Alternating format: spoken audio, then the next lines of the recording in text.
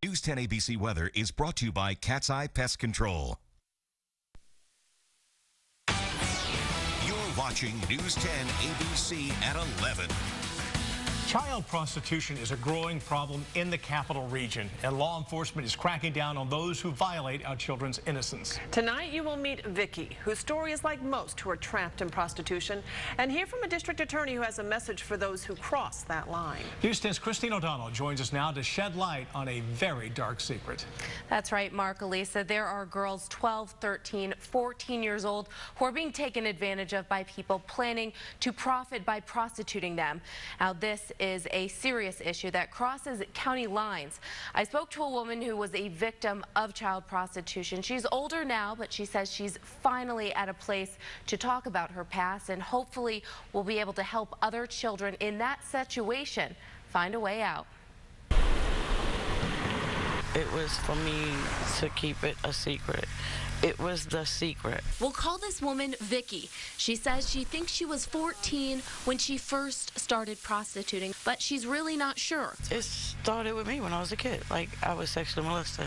She met us in the parking lot of an emergency shelter in Schenectady, and it's in that parking lot where this story begins. Now we're going to hit the streets. As the sun sets, Khalik, Josephine, and Marcus start their mission, leaving the Safe House parking lot.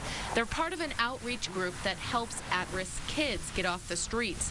They think child prostitution is an underlying issue that needs to be addressed. It's not a good feeling knowing that. I mean, you see young girls 14, 15 years old being prostituted for sneakers. They're manipulated by the older man and by money, and they might be in positions where they can't afford things, so they feel like that's their only outlet. So how big a problem is it?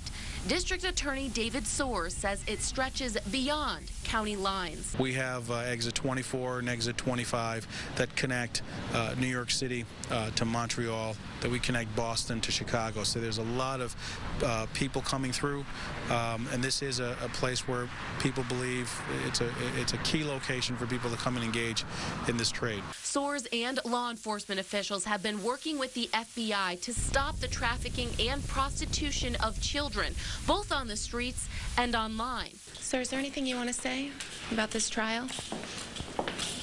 It was a frame-up and it wasn't fair. Bruce Carey was sentenced to 15 years to life in prison for rape and promoting the prostitution of a 15-year-old girl. This was his third felony conviction after police say he spent most of his life profiting by prostituting children. And then there's the case that's being prosecuted right here at the U.S. District Attorney's Office. This affidavit states that Troy's Michael Happel paid $500 to have sex with a 12-year-old girl. Now, why can't these girls find a way out? I know what they're searching for. They're searching for that family unit, but they just don't have the tools to make these things happen. There's no reason for a kid to have to go through what I went through. And for those who take advantage of these young girls, District Attorney Soares says it's not a secret anymore. For the pimps and other managers, we are coming for you and we're going to prosecute you. But for the other part of this economic engine that keeps that business thriving, your decline is not going to be private. You know, when we do arrest you, it's not going to be something that is done in the darkness where your attorneys can come in and avoid the cameras. We're going to make your arrest as public as possible. We're going to put your faces out there for everyone to see, because hopefully that's going to be a deterrent. Now, the DA says he plans to prosecute these cases to the fullest extent to deter pedophiles and pimps from victimizing children. And tomorrow, that man facing federal child sex trafficking charges will be in the U.S. District Court for his preliminary hearing, and News 10 will be there. Also, I have put up the full interview that I did with Vicky on child prostitution on our website, news10.com, if you'd like to hear more about her story. I'm Christine O'Donnell for News 10.